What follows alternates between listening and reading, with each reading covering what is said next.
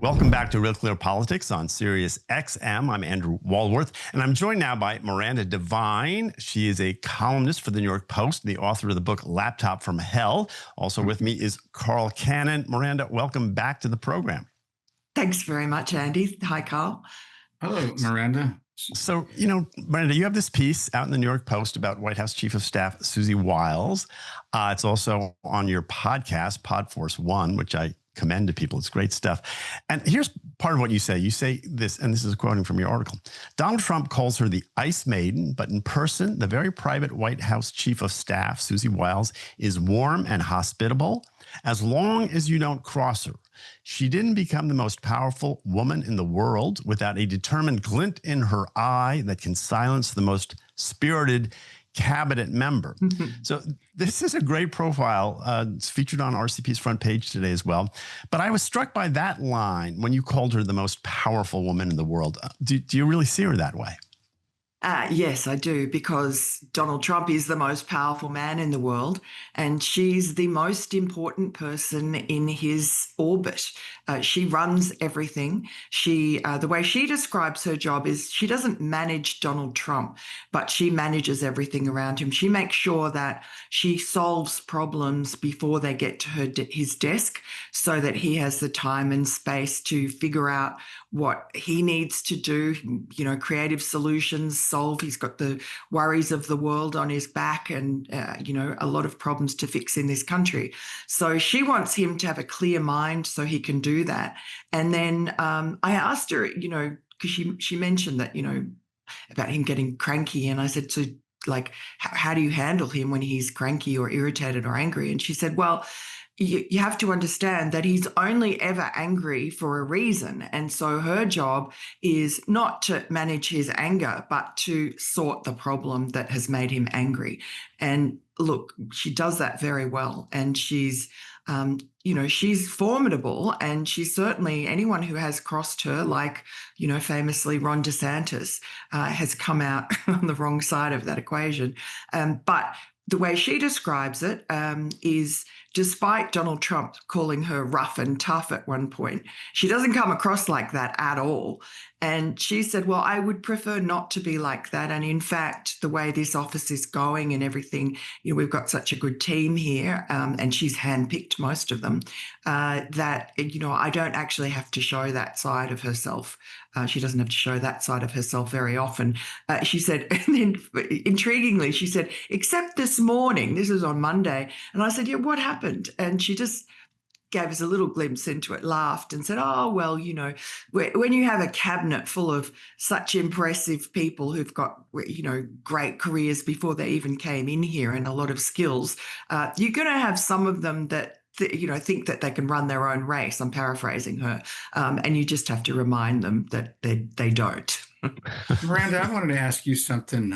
Susie Wiles got her start in politics as a very young person, junior aide in the Reagan administration. And before that. Before that? Okay. Jack Kemp. Andy and I knew Jack Kemp and admire him greatly, but yeah. Well, he was a friend of her father. He was an old football buddy of Pat Summerall. I met Pat Summerall once, and he was the nicest, most gracious person you would. But then when you talk about Susie Wiles, I'm thinking that, but he played professional football, so he was tough, right? Tough, yeah. He's a kicker in the NFL, but he played position player in college. He was a tough guy, but Giants, sweet guy. But anyway, my point is, a lot of these people who worked for Ronald Reagan have not cottoned to the Trump takeover of the party.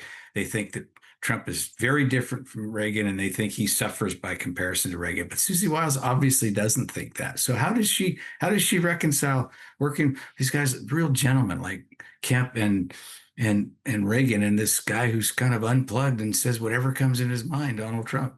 How does she square that? Well, I asked her, she's a traditional Republican, she said, always was. But she realised in 2015, when she first met with Donald Trump in Trump Tower, that of all the 17 then candidates in the Republican primary, that he was the one who she thought had what it took. And because she said at that time the Republican Party was going nowhere and it wasn't doing what needed to be done for Middle America. And she saw that Trump, this billionaire, this unlikely man, actually had his finger on the pulse of Middle America. And she felt that the Republican Party needed a disruptor, and he was the man for the job. I mean, she had vision that not many people had. But she really, her entire political career, she's managed to get outsiders elected. Rick Scott, Ron DeSantis, against all odds, Donald Trump. She believed in them. And she just has an ability to understand, I guess, what America thinks. And she's very humble. She's not at all a big noter, but she's just, I guess, someone who understands human nature, understands life. And I wonder if that is in part her father, Pat Summerall, was this legendary footballer and then sportscaster, beloved by so many Americans and really a pioneer, but also very driven. And he was an alcoholic.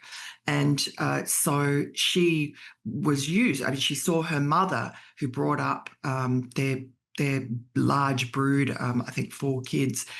She saw her mother sort of bring order to chaos. And she herself does that in Trump's world, in Trump's presidency. She brings order to chaos. And unlike many orderly people, she actually respects the chaos. And I think she understands that it's a natural byproduct of the sort of the brilliance or the creativity or whatever it is that Donald Trump has. And I think that her father had. She did agree that there was some similarity, although her father was not as big a personality as Donald Trump, but equally driven. You're listening to Real Clear Politics on Sirius XM. I'm Andrew Walworth. I'm here with Carl Cannon, and we're talking to Miranda Devine of the New York Post. She has this very interesting piece out today. It's on RCP, but you can also find it at the New York Post about Susie Wiles, the chief of staff at the White House. It's also, you can listen to the whole interview. It's about a 40-minute interview on Podforce One, which is Miranda's new weekly podcast, which I highly commend to people. Miranda, I'm curious about one thing about this. She's a woman, and I wonder how that fits in, because you remember during the campaign, people said, Trump, he doesn't like strong women. And people would point out all the women that he surrounds him with. What does it say about Trump or her that he picked a woman as his chief of staff? And I don't want to sound too sexist here, but it seems to me that she has that sort of mother's ability to sort of put people in their place that would be more difficult if you were a man in that situation. Am I right about that, or is that am I just being an old sexist guy? No, I mean, there probably is something to that. I mean, he chose her not because she was a woman, but because he thought she was the best for the job. She ran a superb campaign and he trusted her. But I do agree, it's not just Donald Trump, but you have a cabinet of alphas. And if another alpha is butting heads with them, alpha male, I think she's definitely an alpha female. But, I think alpha men don't take too kindly to that. So maybe she's more able to put them in their place, in an easier way. And I also think with Donald Trump, his mother was a formidable, strong woman, and so is his wife, Melania. People forget that.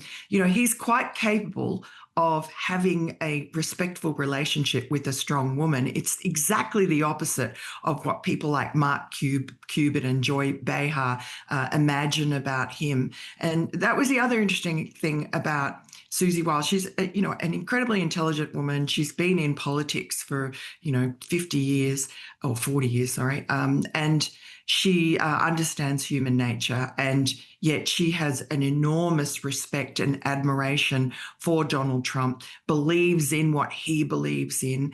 And, she said she didn't really know what MAGA was, but she just knew that his prescription for healing America and putting it back on the right track was what was needed. And, she works incredible hours. She said she can't keep up with him, his prodigious energy. She said it's superhuman.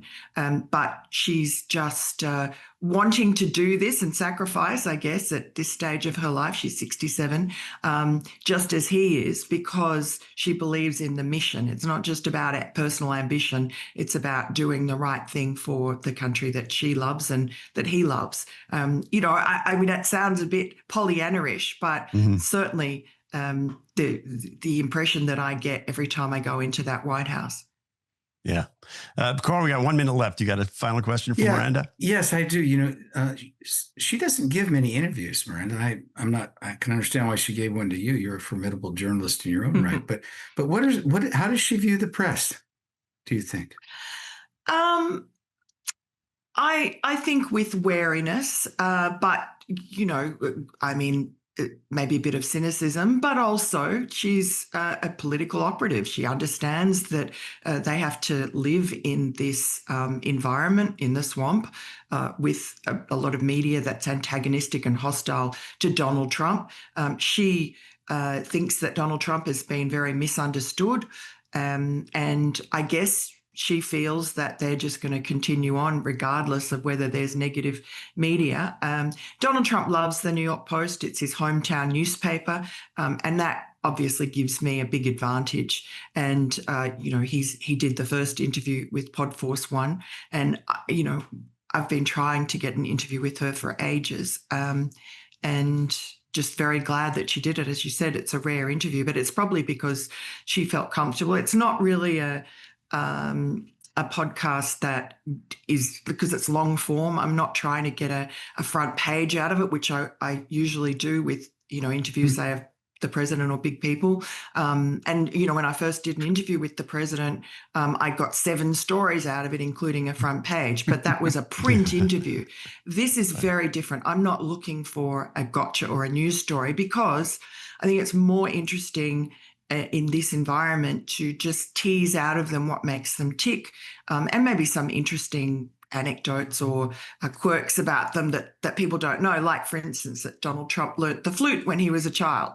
And with Susie Wiles, because she's so retiring and I guess reclusive, I just was happy to let her talk and just guided the conversation a little bit. And obviously I was interested mainly in her relationship with Donald Trump. And I think I got a lot of insights into that. I said, what's his most annoying habit? And she said, she laughed and was sort of silent for a minute. And she goes, he's a little tardy sometimes. And that means meetings go long and, I have to get in there.